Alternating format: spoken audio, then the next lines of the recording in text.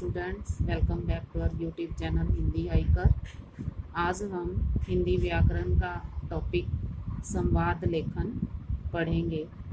यह टॉपिक 5वीं कक्षा से लेकर 9वीं कक्षा तक के सभी विद्यार्थियों के लिए बहुत उपयोगी है। तो चलिए पढ़ते हैं। संवाद लेखन क्या होता है? संवाद शब्द सम उपसर्ग पूर्वक वद धातु के मेल से बना है। सम उपसर्ग और वद धातु होता है क्रिया का मूल रूप। सम का अर्थ है सम्यक रूप से अर्थात भली प्रकार से, तथा वद का अर्थ होता है कहना या बोलना।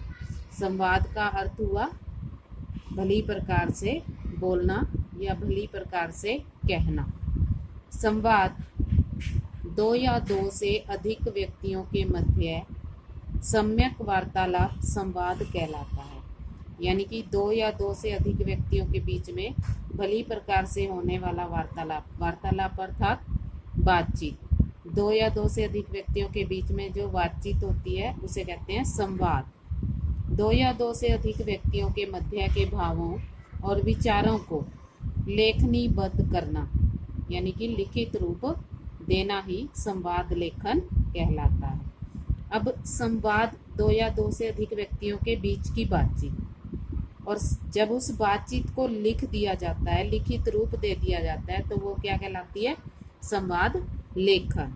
अब संवाद लिखते समय हमें किन किन बातों का ध्यान रखना जरूरी है जब हम संवाद लिखेंगे? संवाद लिखते समय सरल, प्रभावशाली तथा रोचक भाषा का प्रयोग किया जाना चाहिए। यानी कि जो हमारी भाषा है वो सरल होनी चाहिए और पढ़ने वाले को प्रभावित करने वाली होनी चाहिए और इंटरेस्टिंग भाषा होनी चाहिए, ताकि जो उसको पढ़े या सुने उसका इंटरेस्ट बना रहे, उसकी रुचि उसमें बनी रहे। संवाद की भाषा ऐसी होनी चाहिए कि वह श्रोता के मन पर सीधा प्रभाव डाल सके। श्रोता से यहाँ अभिप्राय जो उसको सुन रहा है, और संवाद की भाषा ऐसी होनी चाहिए जो सुनने वाले को प्रभावित कर सके और उसमें जिज्ञासा उत्पन्न कर सके। जिज्ञासा मतलब कुछ जानने की इच्छा।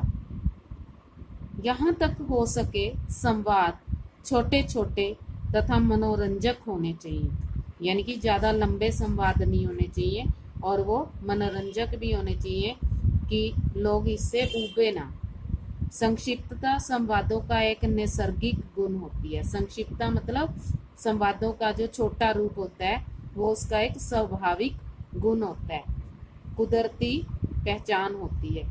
उसके अभाव में संवाद बोझिल हो जाते हैं। अगर उसमें कुदरती यानी कि जो संवाद है वो छोटे ना हो तो उसमें क्या हो जाता है? ज़्यादा बड़े संवाद क्या है? बोझिल लगते हैं। उसे सुनना और बोलना लोगों को बढ़िया नहीं लगता। संवाद द्विअर्थी नहीं होने चाहिए। संवाद के दो अर्थ नहीं होने चाहिए। वे बिना किसी दुराव छिपाव के सीधे अंदाज में अपनी बात प्रकट करने वाले होने चाहिए। यानी कि जब हम संवाद लिखेंगे तो उसमें घुमावदार बातें नहीं होनी चाहिए, सीधी बातें होनी चाहिए और उसका एक ही अर्थ निकलना चाहिए, दो अर्थ नहीं निकलने चाहिए। संवादों में विचार तर्क संगत रूप से प्रस्तुत किए जाने चाहिए। तर्क संगत रूप से यानी कि इस प्रकार के प्रश्न वहाँ पूछे जाने चाहिए कि आगे से उसका आंसर बिल्कुल तैयार होना चाहिए।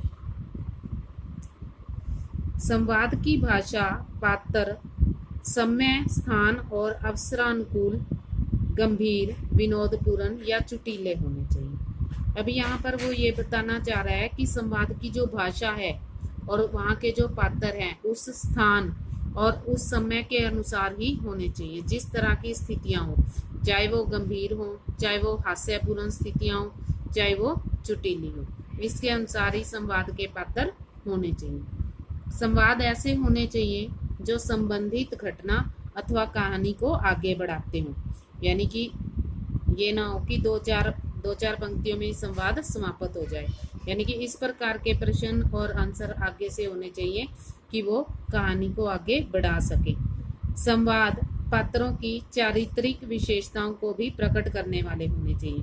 यानी कि जिस प्रकार का करैक्टर किसी को मिला है और किस प्रकार की लाइनें उसके अकॉर्डिंग उसकी जो संवाद है वो उसी के अकॉर्डिंग होनी चाहिए। संवादों में उचित विराम चिन्हों का प्रयोग किया जाना चाहिए, क्योंकि इनके द्वारा ही संवादों में सही भावात्मक उतार चढ़ाव तथा नाटकीयता आती है।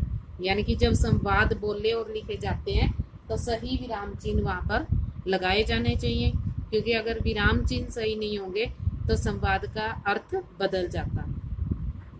संवादों में यथासंभव मुहावरों और लोकोक्तियों का प्रयोग भी किया जाना चाहिए। यानी कि जहाँ तक संभव हो सके मुहावरे और लोकोक्तियाँ भी इसमें हम प्रयोग ला सकते हैं। संवादों में अप्रचलित और अशिष्ट शब्दों के प्रयोग से बचना चाहिए।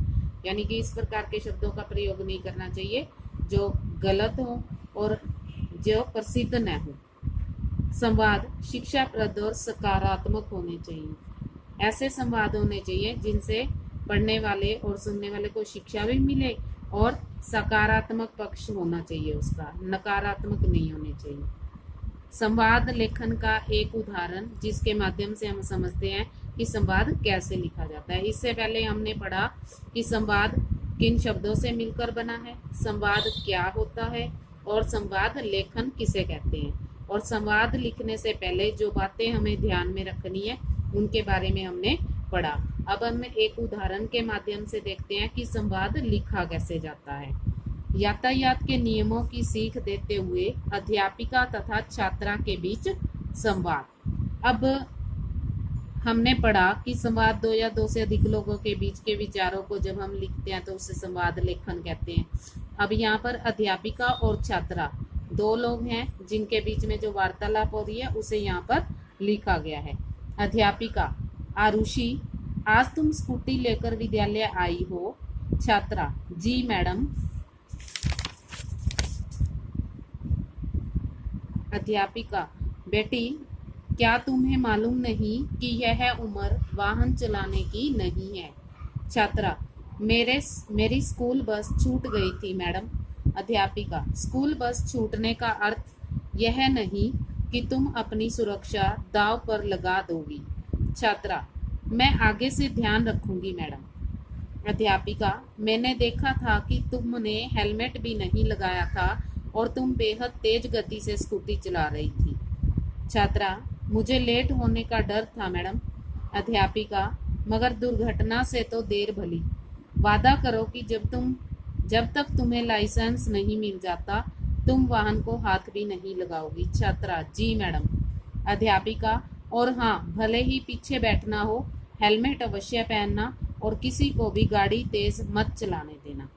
अब देखो यहाँ संवाद लिखा गया है एक, जिसमें अध्यापिका और छात्रा के बीच वार्तालाप हो रहा है, बातचीत हो रही है। ठीक वैसे ही जैसे अध्यापिका ने क्वेश्चन किया छात्रा ने वैसे ही उत्तर दिए, और ये संवाद भी सरल भाषा में है जो सबको समझ में आ जाएगा। तो छोटी मोटी इन सभी बातों का हमने ध्यान में रखते हुए संवाद लिखना है।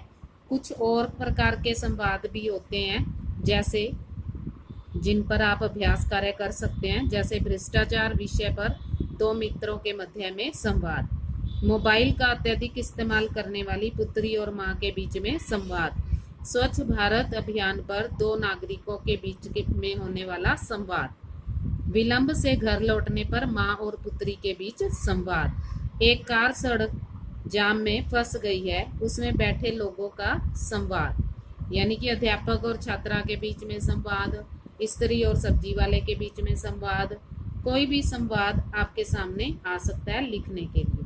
अगर आपको संवाद को लिखने वाली बातें ध्यान में है तो आप बड़ी आसानी से उसको लिख सकते हैं। विशेष टिप्पणी यानी कि विशेष बात जो हमें ध्यान में रखनी है वो क्या है, संवाद लेखन में यदि पात्रों के नाम दिए हो तो हम उन्हीं नामों का प्रयोग करते हुए संवाद लिखेंगे। जैसे हमारे उदाहरण में हमने अध्यापिका और छात्रा लिखा है, अगर अध्यापिका का नाम दिया है और छात्रा का नाम दिया है तो हम उन नामों को अध्यापिका और छात्रा की जगह पर लिखेंगे।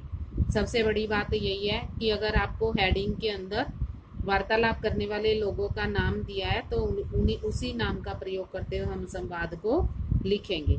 संवाद शुद्ध भाषा और सुंदर लेख में लिखा जाना चाहिए ताकि सुनने वाले और पढ़ने वालों को समझ में आ सके। अगर आपको ये वीडियो पसंद आती है तो लाइक करें, शेयर करें, चैनल को सब्सक्राइब अवश्य करें और साथ में दिए गए बेल आइकन को भी दबाएं ताकि आपको अगली वीडियो के नोटिफिकेशन जल्द से जल्द मिल सकें। और अगर आपका कोई सुझाव है तो उसे भी आप कमेंट बॉक्स में लिखकर भेज सकते हैं। धन्यवाद।